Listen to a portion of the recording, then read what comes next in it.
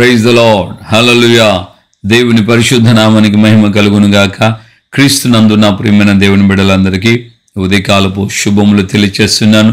Christmas సందర్భముగా మీ అందరికీ ప్రతిదినం మేము ప్రతిరోజు చెప్తున్నాం క్రిస్మస్ శుభాకాంక్షలు. నిజమైన క్రిస్మస్ను మీరు ఆచరిస్తూ దేవునికి మీరు ఇష్టలుగా కొనసాగించబడాలని మేము కోరుకుంటున్నాం. ఈ క్రిస్మస్ సందర్భముగా మనము క్రీస్తును కలిగి క్రిస్మస్ చేస్తున్నామా, లేకుంటే క్రీస్తు లేని క్రిస్మస్ని ఆచారబద్ధంగా చేస్తున్నామా? క్రిస్మస్ అనగానే ఇక ఇంటికి ఒంటికి రంగులు వేసుకోవటం, అలాగే పిండి వంటల మీద, అలాగే చికెను, బిర్యానీ, దమ్ము, అది ఇదని వీటి మీదే మనసు పెట్టుకుంటూ వీటి మీదే ప్రణాళికలు వేసుకుంటున్నారా? కొత్త కొత్త బట్టలు వేసుకోవడానికి ప్రాధాన్యత ఇస్తున్నారా? వీటి కోసమే షాపింగ్ల కోసం ఎక్కువగా సమయాలు కేటాయిస్తూ వెళ్తున్నారా? లేకుంటే క్రీస్తును కలిగిన వారై దేవుని సన్నిధిని అనుభవిస్తున్నారా? దేవుని బిడ్డలారా, క్రీస్తు పుట్టుక సందర్భముగా చాలా ఆడంబరాలు చేసుకుంటున్నటువంటి సందర్భాలు ఉన్నాయి. ఆ మధ్యకాలంలో ఒక కుటుంబంలో ఒక కుమారుడు జన్మించాడు. ఆ కుమారుడికి చాలా కాలానికి వాళ్ళకి ఆ విధంగా సంతానం కలిగింది. ఆ బిడ్డ యొక్క వేడుక సంవత్సరం అయింది. బిడ్డ యొక్క వేడుక కోసం చాలా గ్రేట్గా గ్రాండ్ సెలబ్రేషన్ చేయడానికి వాళ్ళు ఇష్టపడ్డారు. పెద్ద ఎత్తున వాళ్ళు ఆ విధంగా ఆ వేడుకను, పుట్టినరోజు సందర్భంగా వేడుకను చేయటం ప్రారంభించారు.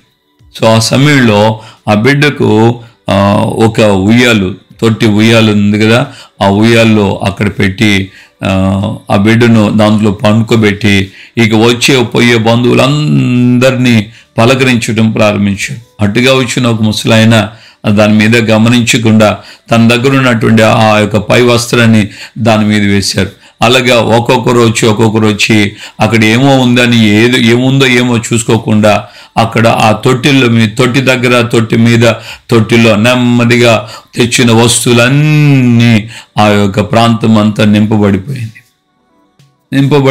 అందరూ గ్రాండ్గా సెలబ్రేషన్ చేశారు. బాగా గ్రాండ్ అయినటువంటి సెలబ్రేషన్, ఫుల్గా తిన్నారు, ఎంజాయ్ చేశారు. డ్యాన్స్లు వేసుకున్నారు, ఊగారు, డిస్కోలు డీజేలు పెట్టుకున్నారు, బాగా ఊగారు, గందరగోళంగా చేసుకున్నారు. చివరికి అందరూ వెళ్ళిపోతా అందరూ టాటా బాయ్, హాయ్ బాయ్ అనుకుంటా వెళ్ళిపోయారు. ఇక బంధువులు తీసుకొచ్చినారా, స్నేహితులు తీసుకొచ్చిన ఆ యొక్క బహుమతులతో ఆ ప్రాంతం అంతా నిండిపోయింది. వీళ్ళందరూ వెళ్ళిపోయిన తర్వాత అప్పుడు భార్యాభర్తలు గుర్తొచ్చాడు, బాబు ఎక్కడెక్కడ వెతుకుతుంటే ఈ యొక్క బహుమానాల మధ్యలో బాబు ఉండిపోయాడు. ఇవన్నీ తొలగించి బాబుని పట్టుకోవడానికి చేతులు తీసుకొని బాబు అని అంటుంటే ఇంకెక్కడ బాబు ఎప్పుడో ఊపిరాడకి చచ్చిపోయాడు. అంటే వీళ్ళు సెలబ్రేషన్ చేశారు. ఎవరి కోసం అంటే ఆ అబ్బాయి నిమిత్తమే చేశారు, కానీ చివరికి ఆ అబ్బాయినే లేకుండా చేసుకున్నారు. ఈ రోజును కూడా క్రీస్తు ప్యారడే సెలబ్రేషన్, కానీ క్రీస్తు ఎప్పుడో వారిలో చచ్చిపోయి ఉన్నాడు. క్రీస్తు వారిలో చచ్చిపోయాడు అనేదానికంటే కూడా క్రీస్తును చంపేటట్లుగా వీళ్ళ ఆడంబరాలు ఎక్కువయ్యాయి. వీళ్ళ ఆవేశాలు, వీళ్ళ యొక్క డ్యాన్సులు, వీళ్ళ యొక్క ఎగుర్లు, వీళ్ళ యొక్క వాళ్ళని కనపరుచుకునే విధానాలు అవి ఎక్కువైపోయాయి.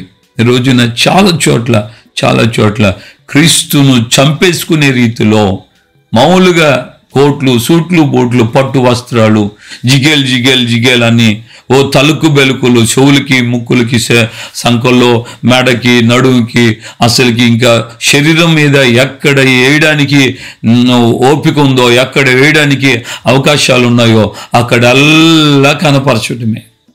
నాకు తెలిసి ఆ చిన్న వయసులో బాగా తిరుపతి పట్టణంలో నేను పుట్టి పెరిగాను కాబట్టి అక్కడ కాస్త హిందుత్వం ఎక్కువ కాబట్టి అక్కడికి ఈ సంక్రాంతి సందర్భంలో గంగిరెద్దులో వచ్చేవాడు. పెద్ద సన్నాయి పెట్టుకొని, డోలు పెట్టుకొని కొట్టుకుంటా వచ్చి ఆ ఇంటింటికి తిరుగుతూ ఉండేవాళ్ళు, వీధులు తిరుగుతూ ఉండేవాళ్ళు. సంక్రాంతికి ముందే వచ్చేస్తారు. అవంతా తిరుగుకుంటా ఎవరు ఏది పాత బట్టలు ఇచ్చినా ఆ బట్టలన్నీ తీసి ఆ గంగిరెద్దు మీద వేస్తారు. వీళ్ళ మీద వేసుకోరు, గంగిరెద్దు మీద వేస్తారు. ఇక గంగిరెద్దు అలంకరించబడిపోతుంటుంది. ఒకదాంతో కాదు, ఏ ఇంట్లో ఎవరు ఏమి ఇచ్చినా అన్ని తీసి వెళ్ళి దాంట్లో వేస్తారు. ఎవరికి అది అదో రకమైనటువంటి రూపం దానికి వచ్చేస్తుంది. ఈ రోజున చాలామంది గంగిరెద్దుల్లాగా తయారవుతున్నారు. మీరెవరైనా ఏమన్నా అనుకున్నా నాకైతే చింత లేదు. చాలా అంటే చాలా ఘోరముగా దేవునిని కనపరిచేటువంటి వ్యక్తిత్వం లేదు.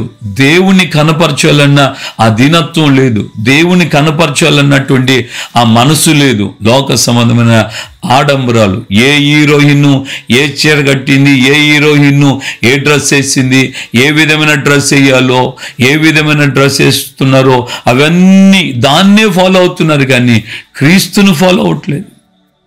క్రీస్తు ఎలాంటి విధానంతో ఉన్నాడంటే ఆ ప్రభువు సాత్వికుడుగా ఉన్నాడు. ఆయన వస్త్రాలే దీనుడుగా ఆయన స్వభావమే వస్త్రాలుగా మారాయి. ఆ విధమైనటువంటి మనస్తత్వంతో అసలుకి ఈ భూమి మీదకి నేను ఎందుకు వచ్చానన్న ఏకైక లక్ష్యంతోనే ఆయన భూమి మీద సేవ చేశాడు, జీవించాడు. ఆ 33.5 సంవత్సరం, ఇన్ని సంవత్సరాలు అయింది. కొంతమందికి 40, 50, 60, 70, 80 ఇవన్నీ సంవత్సరాలు వచ్చాయి. అయినా ఎందుకు వచ్చాయి ఈ భూమి మీదకి? దేవుడు నన్ను ఎందుకు పెట్టాడు? ఇంతకాలం నేను ఎందుకున్నాను? ఇక నేను ఈ భూమి మీదని విడిచిపెడితే ఎక్కడికి పోతాను? అసలు నా గమ్యం ఏంటి అనేది ఏ ఒక్క వ్యక్తి కూడా పట్టించుకోకుండా ఏదో స్వామి తండ్రి దేవుడు నాయన నువ్వేమన్నా ప్రభువా అనుకుంటూ నామకార్థమైన భక్తులుగా కొనసాగుతా ఏదో పాటలు పాడుకుంటా స్తోత్రం చెల్లింతుము, చెల్లిపోయినట్టుగా స్తోత్రం చెల్లింతుము అంటూ ఏదో తిరగాలేసి ఊడిపోయిన పళ్ళుతో ఇలాంటి భక్తి చేసుకుంటా దేవుని సన్నిధిలో ఒక రోషం, వైరాగ్యం ఏమీ కనబడట్లేదు ఈ దినాల్లో. చాలా బాధాకరమైన వేదంతో మాట్లాడుతున్నాను. నా ప్రియమైన దేవుని బిడ్డలారా, ఆ కుటుంబము బిడ్డను మర్చిపోయి ఆ బిడ్డ కోసం ఏర్పరచబడిన ఆ సెలబ్రేషన్లో బిడ్డను వాళ్ళు చంపుకున్నారు నిర్లక్ష్యంతో. ఈ రోజున నువ్వు క్రీస్తును గుర్చిన పండుగ వాతావరణం చేసుకుంటూ క్రీస్తును గుర్చిన పండుగను ఆచరించాలని నువ్వు సిద్ధపరచుకుంటూ కుటుంబంతో సిద్ధపరచుకుంటూ క్రీస్తును నీ చేతులారా, నీ క్రియల మూలముగా, నీ యొక్క ఆచార మూలముగా, నీ ఆలోచన మూలముగా చంపేస్తున్నావా, బ్రతికించుకుంటున్నావా? ఒకసారి ఆలోచించు. ఒక్కసారి రోమియోల చేతికి యూదులు యేసు ప్రభువును అప్పగించారు. వారైతే ఒక్కసారే యేసు ప్రభువును చంపేశారు. కానీ ఈ రోజున క్రైస్తవులు ఎవరికి తోచినట్లుగా వాళ్ళు ఎప్పుడు కావాలంటే అప్పుడు ఏ విధంగా అంటే ఆ విధంగా యేసయ్యను చంపుతూనే వస్తున్నారు, యేసయ్యను చంపుకుంటూ వస్తున్నారు. దేవుని బిడ్డలారా, మనస్సు మార్చుకుందాం. క్రీస్తు లేని క్రిస్మస్ జీవితం ఎందుకు? క్రీస్తు లేని క్రిస్మస్ పండుగ ఎందుకు? ఒకసారి ఆలోచించండి. ఈ యొక్క సమయంలో మనకు వెలుపటి అలంకరణ, వెలుపటి ఆడంబరాలు, వెలుపటి సంతోషాల కంటే అంతరంగంలో ఉన్న నిజమైన సంతోషం, ఆ నిజమైన ఆనందం, దానికి మనం ప్రాధాన్యత ఇవ్వాలని నేను సేవకుడిగా బ్రతిమలాడుతున్నాను. దాన్ని మీరు గుర్తించండి, దాని కొరకు మీరు ప్రయాసపడండి. అంతే తప్ప బయట లోక సంబంధమైనటువంటి వెలుపల కనబడే ఆడంబరాలకి ఈ సంవత్సరం ఒక నక్లీస్ కొన్నాను, పోయిన నెలలో నల్లపూసలు కొన్నాను, అంతకుముందు కిస్మిస్కి నేను ఇది కొన్నాను అది కొన్నానని ఈ ఆడంబరాలు చెప్పుకుంటూ క్రీస్తు లేని బ్రతుకుతూ క్రీస్తును నీ చేతులారా, నీ స్వభావంతో, నీ క్రియల మూలముగా ఆయన చంపుతూ నువ్వు చస్తున్నావు. ఆలోచించు. దైవ సంబంధమైన మార్పును దేవుని ఆత్మ కోరుకుంటున్నాడు. నేను నా సొంతగా నేను మాట్లాడటం లేదు. నేను ఏదైనా వ్యర్థంగా మాట్లాడినా నేను తీర్పులోకి వస్తాను. కనుక నేను భయముతోనే, వణుకుతో, నేను వేదనతో మాట్లాడుతున్నాను. ఎందుకంటే మన ప్రభు మన కోసం ఎంత ఘోరమైనటువంటి మరణాన్ని అనుభవించాడో, ఆయన ఎలా చనిపోయి తిరిగి లేచాడో మనసును పెట్టండి. దేవుని యొక్క ఆత్మ మీకు ఆ విధంగా సహాయం చేయాలని ఈ క్రిస్మస్ సందర్భముగా దేవుడు మీలో బ్రతికే ఉండాలని ఆయన కోరుకుంటున్నాడు. ఆయనకు మనము చోటిచ్చి ఆయన మనం జీవితంలో బ్రతికింప చేసుకుంటూ ముందుకు కొనసాగించబడాలని నేను కోరుకుంటున్నాను. ప్రార్థన చేసుకుందాం. ప్రేమగల తండ్రి, మీ పాదాలు స్తోత్రం. క్రిస్మస్ దినాలలో క్రిస్మస్ సంబంధించినటువంటి అయా వేడుకలు, బయట సంబంధించినటువంటి ఆడంబరాలకి, ఆనందాలకి, సంతోషాలకి, తినేదానికి, తాగడానికి, సుఖించడానికి, లోక సంబంధంగా ఆర్భాటం చేయడానికి ఈ రోజుల్లో చాలామంది ప్రయాసపడుతున్నారు. అంతరంగంలో ఉన్నటువంటి ఆ యొక్క నాయన శాశ్వతమైన ఆనంద సంతోషాలకి చోటివ్వక, శాశ్వతమైనటువంటి మీ దివ్యమైన సన్నిధికి చోటివ్వక, వెలపటి వాటికే నాయన ప్రాధాన్యత ఇచ్చి తమ స్వభావాల ద్వారా, తమ క్రియల ద్వారా అయ్యా క్రీస్తు అయిన మిమ్మల్ని అయ్యా దినదినము నాయన అనేక హృదయాల్లో, అనేక కుటుంబాల్లో, అనేక సంఘాల్లో చంపుకుంటూ బ్రతుకుతున్నారు కదా. పరిశుద్ధాత్మ దేవుడా, మీరు సమస్తమును ఎరిగిన దేవుడు కనుక ఈ యొక్క ఉదయకాలం అందే నాయన ప్రతి వారి హృదయాన్ని మీరు తాకి నాయన అద్భుతమైన విడుదల మీరు అనుగ్రహించండి. చాలిన దేవుడుగా ఉండి సహాయం చేయమని ప్రార్థన చేస్తున్నానయ్యా. ఈ మాటలు విన్న ప్రతి హృదయం మీ యొక్క సన్నిధిలో ప్రాముఖ్యంగా మీకు నాయన మిమ్మల్ని బ్రతికింప చేసుకుంటూ మీరు వాళ్ళు జీవిస్తున్నారని, వారిలో మీరు ఉన్నందువలన మిమ్మల్ని బట్టి వారు బ్రతుకుతూ ఉన్నారని, మిమ్మల్ని బట్టి కలిగిన ఆ గొప్ప శాశ్వతమైన సంతోష సమాధానాలు కలిగి సాక్షులుగా ఉన్నారని ప్రతి చోట తెలియబడినట్లుగా అయ్యా అటువంటి వారందరినీ ఇంకనూ ప్రోత్సహించండి. అలా లేని వారికి మరొక తరుణాన్ని ఇవ్వండి. ఈ యొక్క 2023వ సంవత్సరం ఈ క్రిస్మస్ సందర్భంగానైనా ఒక్కొక్క హృదయం మార్చబడి మీకు సాక్షులే బ్రతుకుటకు సహాయం చేయమని యేసు నామమున ప్రార్థన చేసి పొందుకున్నాము తండ్రి.